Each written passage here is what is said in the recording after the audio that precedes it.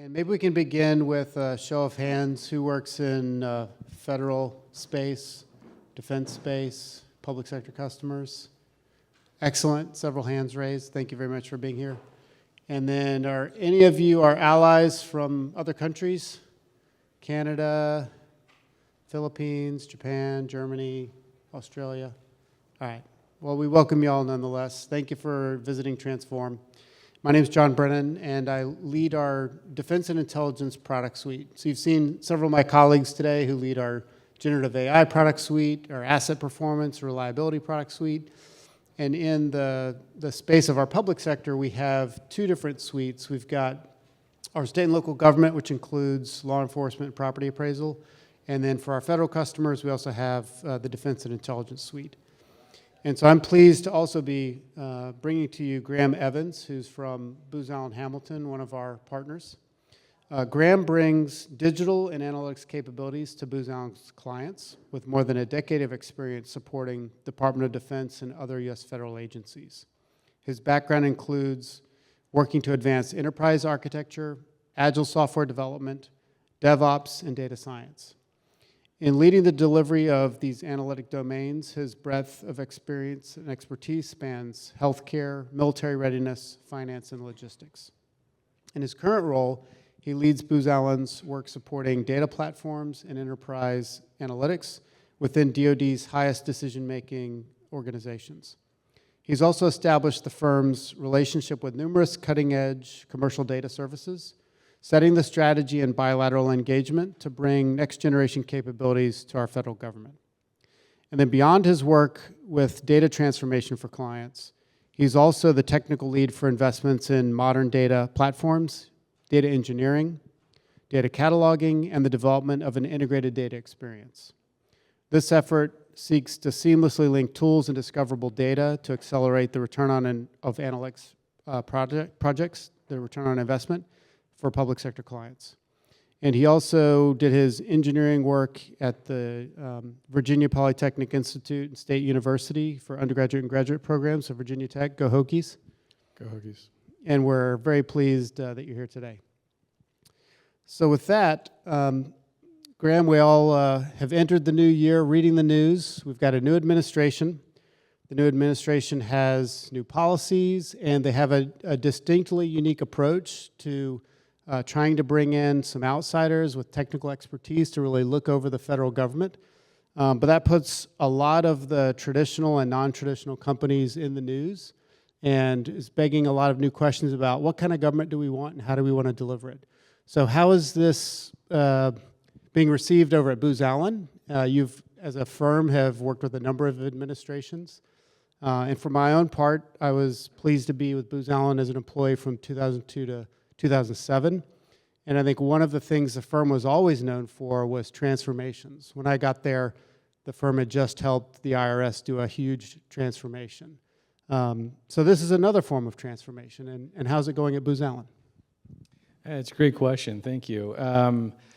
I don't think you can go a day without seeing a new headline about some decision that's being made by the new administration regarding how they're going to spend money or reduce cost in certain parts of the government. And I think ultimately that is going to have an impact in how Booz Allen goes to market and our long-term solution delivery. There's a couple different things going on, though. There's always been laws in place that have required the government to seek out commercial technology first, but those laws are largely sort of ignored. I think now there's been a greater focus, though, in this efficiencies-focused administration. There's this idea, and I think it's a good one, that by selecting commercial technology first, you're going to get speed to outcomes and possibly more efficient use of capability. And we're starting to see policy directives from the senior-most parts of the Department of Defense. For example, a couple weeks ago, Secretary Hegseth released his software memo, essentially mandating that all new software acquisitions and existing software acquisitions go through the software acquisition pathway, which should open up the door for a more responsive and rapid acquisition process for software capabilities. But it also indicated a change in the way that he wanted to see the acquisition process itself be conducted, mandating by default that organizations look at OTAs and CSOs as that basis for acquisition, which by definition are seeking out non-traditional entrants into the market, which, that's not the way that Booz Allen has primarily been growing its business over the last 100 years, obviously. So we need to think about how we change.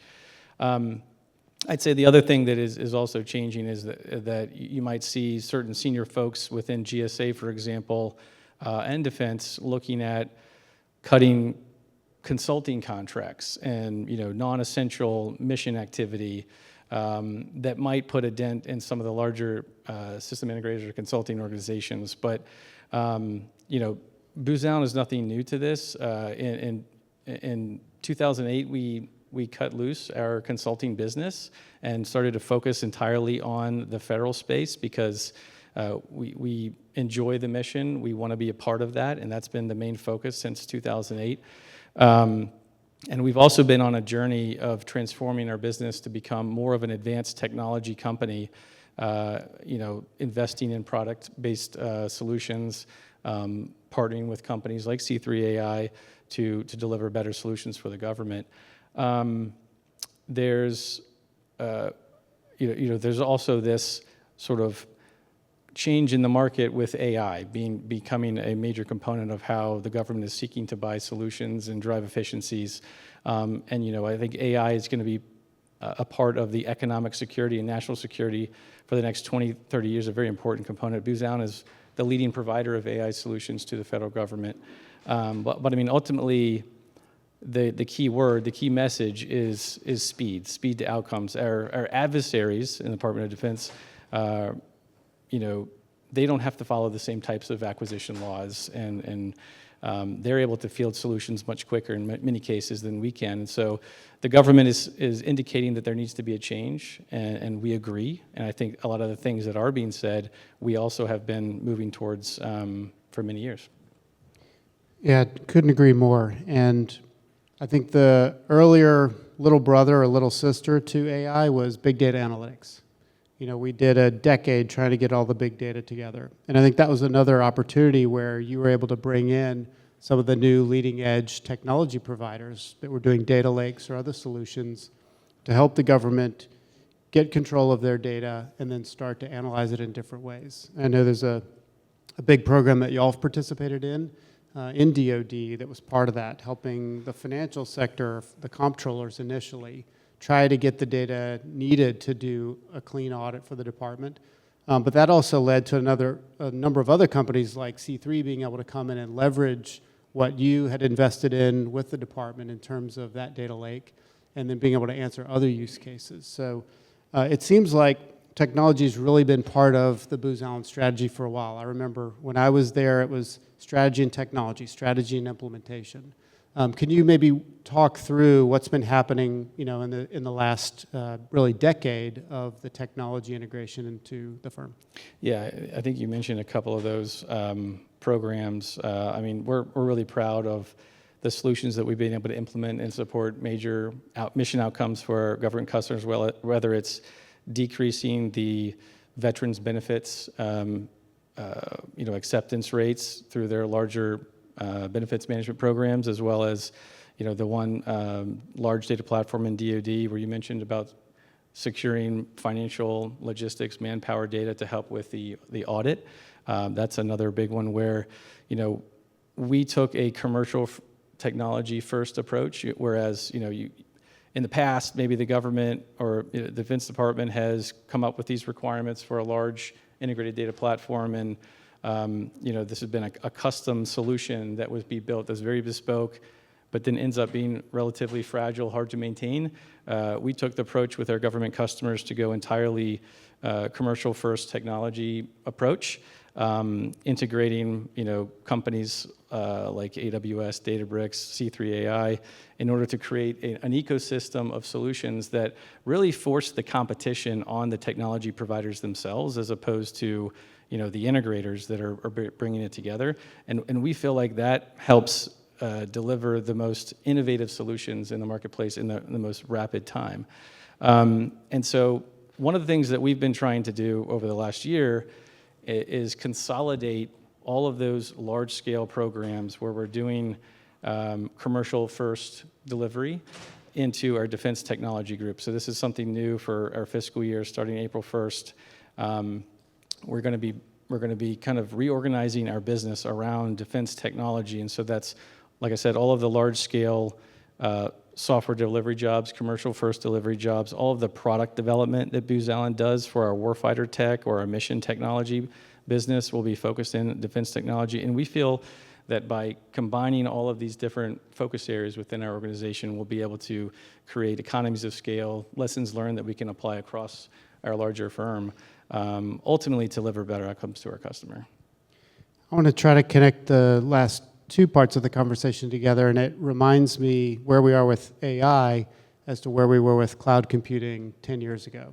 The government would put out RFPs saying, you must buy NetApp, you must buy Dell servers, et cetera. And it took probably 18 months of knocking on doors and explaining not only to the prime contractors, but also to the government that you should be asking for storage and you should be asking for compute, because there's different ways to deliver that going forward with cloud computing, for example. And so as we are now trying to bring in this new technology, at that point in time it was AWS and then Azure and others, those commercial companies had really no understanding of the security environment they were going into. Back then, there was no definition of cloud computing at NIST yet. There was no FedRAMP program or regulation, let alone law. And so they were trying to force fit this new technology into the previous security requirements regime. And so for us, we really needed a partner when we were taking the cloud to the top secret environment. And in fact, we found that Booz Allen was the company that best understood those security requirements, and they were part of the journey of how we initially got the ATO for the first top secret cloud. So at least from my vantage point, it seems like you've been helping some of these new companies come into the ecosystem of defense tech for a while now. What else is the firm doing to help with that technology first or AI kind of first approach? Sure, that's a great thing. So from a general approach perspective, I like to think of how we go to market with commercial tech in sort of three overlapping circles, Venn diagram, if you will. So you have the commercial software itself, which might provide sort of 80% of the finished capability for a particular mission. You combine that with a company like Booz Allen's mission expertise in a certain area, where we hire a lot of ex-military folks that can help us understand that particular problem set better than anybody. And then you apply that with a specific set of what I'll call tradecraft that might include how you secure that application, how you configure it, how you deliver it in a more rapid fashion. And those three things combined is really how we train our teams to go to market with a commercial partner. It's been very successful. There's a couple other ways that we've been thinking about bringing the commercial sector into our client spaces. So for one, we have a corporate venture a capital program. We have a $100 million fund where we're looking at seed to Series A, B companies that have a very specific alignment to our customer's mission. And our goal there is really to gain access to these early stage companies as they start to build out their products and understand how we can help them along their journey to become more mission impactful for their customers. That's been really successful, and there's more to follow on that. You might have seen in the news that Booz Allen and Shield AI, for example, just announced a large partnership. That's a unique one for us in that we've invested heavily in a later stage company, gaining some insights into their software technology and some exclusive ability to deploy their operating system onto our customers' capabilities for drone technology in the future. So that's an exciting one. But then more importantly too, is like we look for very specific technology companies that have a unique presence in the marketplace that can accelerate our ability to deliver AI, for example, into our customers' mission sets. And I've talked to a number of C3 folks here this week. And one of the things that I hear from my developers all the time when we're delivering in a new client space is that one of the benefits of C3 is that as AI is just the capabilities of AI, the demands of the customer are just changing rapidly. Having a framework and a set of tools available that make it easier to iterate and rapidly prototype and then deliver a production capability is a game changer for us. And so we're really happy to partner with companies like C3 as well. And you used a phrase earlier in one of our discussions, I think it was maybe commercial first, AI first, software defined, if I'm remembering it correctly. Yeah. Could you unpack that for us as sort of what you're looking for in those types of investments and partnerships?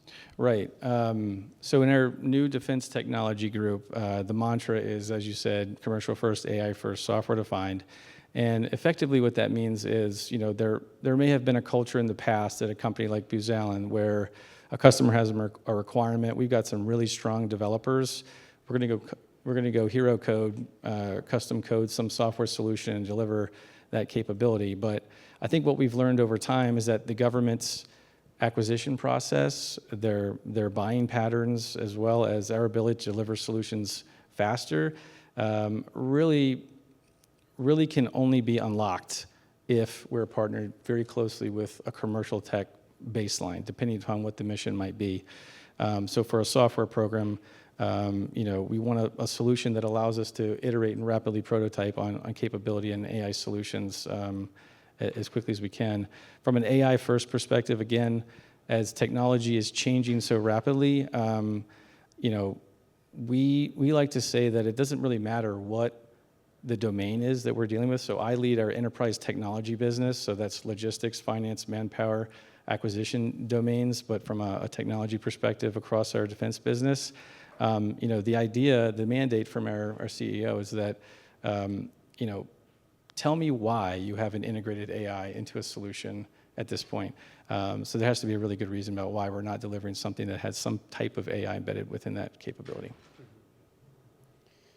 Perfect. And with all of that activity, there's probably still some challenges, either with your own implementation or just with the customer base of getting to this goal you have of technology-led services and the mantra you described. Are there any challenges you would share with the rest of the team who are maybe working through that same kind of transition?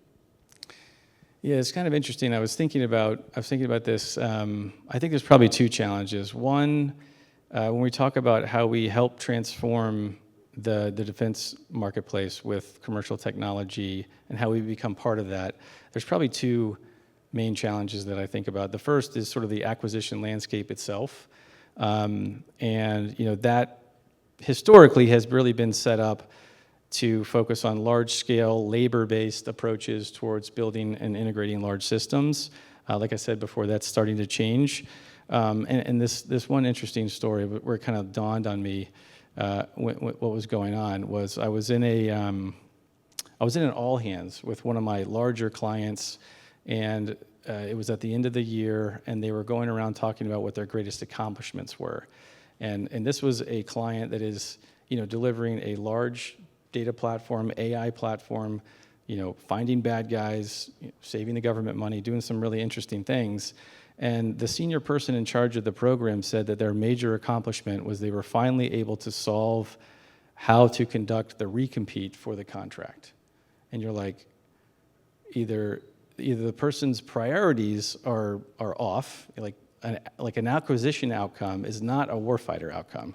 So you would think that the greatest accomplishment was finding the bad guys. But then I thought to myself, well, maybe the priorities aren't bad. Maybe the environment is so difficult that the only thing that they can think of that they were able to accomplish was to get through that bureaucratic process. And so, that tends to become one of the greatest obstacles. You heard General Hyten actually today in his talk about how there was an executive order to mandate the Golden Dome, but then there was 26 committees stood up to figure out how to actually do that, potentially slowing down that process. So you think about what we said before about the software memos becoming the mandate for how we rapidly acquire new software and AI capabilities, but then can we actually get that done in the next, let's say, 2 years? I hope we can. And so I want to be a part of that solution and helping commercial technology companies to get in that space. Yeah, exactly. And anecdotally, as we've talked to customers who are in some of the the prototypes of, the pathfinder of that software acquisition pathway. It's the difference between building 18 acquisition documents and building 12 acquisition documents. So I'm thinking about, all right, what's the generative AI use case for helping them draft these 12 other documents that they still have to draft so they can get to the starting line? And I think we have to keep being patient with, and pushing back on the request for a time and materials contract or a cost plus type contract. The Guru presentation actually started with one of the other unique procurement methods, which was, at least in the intelligence community, they have this IC marketplace. It's an uplift of the software marketplace that the cloud providers have. And so they were able to do a very, quick, simplified evaluation of some different options and then pick one and get going. For our own part, we've seen CSOs from DIU. That's how we were able to start a defense business 5 years ago. And trade wins, for all the maybe critiques or questions about the future of CDAO, the trade wins marketplace has been, I think, a really good capability for the non-traditionals. Small companies coming in, you record a 10-minute video, submit it, and you're done. You don't have to do 50-page, management volumes and tech volumes. So it'll be interesting to see how those CSOs and OTs continue. Yeah, I think the last major program that I was supporting from a proposal perspective, we spent about $1 million in building out the proposal team and delivering that solution. So we talk about a 5-minute video, which you probably did in-house, as your proposal methodology. I think that's a really good solution. Yeah, it can be appealing. Perfect. So given these transitions, given the changes the government's trying to achieve, given your experience so far with bringing in non-traditional technology partners to be part of the solution development, what does that really look like in a project? How does it manifest? Well, there's a couple different ways, I think, where we can be of great service to the commercial technology companies. So, I think that the one more traditional way is, Booz Allen has the mission expertise traditionally in those different client spaces. It can help with building the requirements, actually getting hands on keyboard, developing solutions, which we've done with you guys in the past. I think what's more interesting, though, as we move away from these sort of time and materials, labor-based contracts, getting ahead of demand, working with commercial tech software companies to build out prototypes that might meet the demand signal for some future requirement, and then delivering that solution as an outcome-based contract is really what we want to get to.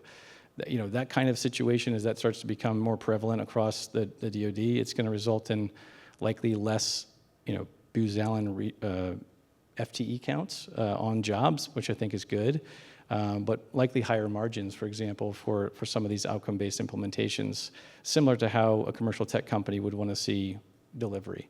And I think that's really where I get most excited. It's going to require quite a change in our culture, completely like Booz Allen, but we've already started down that journey, as I said, and we've been working with companies to help us change our own culture internally to be more focused on a larger portion of how we spend money on R&D and building products and being able to deliver those in a repeatable way for our customers. Yeah, for the projects I've witnessed so far too, I think it's really been a good partnership. For example, we have an application, we have a sense of what the security controls are, but it really has to exist in that ecosystem. Somebody's got to manage the network, somebody's managing the certificates and identity, somebody's managing the cloud infrastructure. And as these pilots go into production, somebody's got to be at the other end of the email or phone at 2 a.m. if you have a question about some part of the stack. And as customers extend the application to new use cases, there's a lot of controls, rightly so, on data in the government and Department of Defense. We can think of the Bradley Mannings of the world, the Edward Snowdens, where you give too much permission to data and suddenly the data's out the door. So having professionals like Booz Allen who understand, how the data's been organized and can make it available for the next, low code scenario or full code scenario is at least what we've experienced in terms of this, harmonious relationship. Yeah, it'd be interesting to see as some of these new policies, which are going to go direct to the non-traditionals to be implementing these large-scale software programs, it'd be interesting to see how that will actually manifest in delivery. When we go and talk to a lot of our venture partners, as well as some of our more larger partners, the idea is that, to your point, they want to sell their licenses. They've sunk a lot of R&D. They've got their intellectual property built into this product. They want to be able to sell that and then hand it over to the government and kind of walk away to some degree. Booz Allen can also play a role there, as you said, with configuration. From what we've seen in these large-scale data platform implementations where we've brought in commercial technology, a lot of times it's about 80% of the way there with these commercial tech, these kind of turnkey applications, and then there's this last mile configuration that I think with Booz Allen's expertise, we can help implement and ensure that the product's successful. And whether that's the security configurations or the workflow configurations themselves, getting access to the right data and permissions, as you said, those are all things that we've had a lot of success with. And Booz Allen's also generally helping the customer with the next thing. And I think another anecdote you shared earlier was your work in Zero Trust. Maybe that's another example. And Zero Trust, for maybe new companies is basically a number of security requirements that the government has. Maybe you can unpack Zero Trust and also use it as an example of your collaboration with another commercial provider. Yeah, that's actually a really good example of where Booz Allen has been successful with the OTA software acquisition process. We've had a number of examples of these, but we've got a solution. We're working with one of the larger defense security organizations, and we worked with a commercial tech company to build out a prototype for implementing Zero Trust at scale across the department's networks. That partner gave us all of their security infrastructure. They were implementing all of the Zero Trust architecture, but we implemented it within a DoD environment combined with other capabilities, and also adding in some of our own proprietary AI solutions. We secured the prototype, and then that led to a very large-scale production contract that can be then extended across the Department of Defense. And so it's those types of sort of, partner together, unique go-to-market examples where I think the outcome is an actual implementation of some type of solution, as opposed to the outcome is I've built, 19, 20 hours in a year. Is where our company is going, and I think that's going to be better for the government as we start to get smarter about those things. Thanks for that, Graham.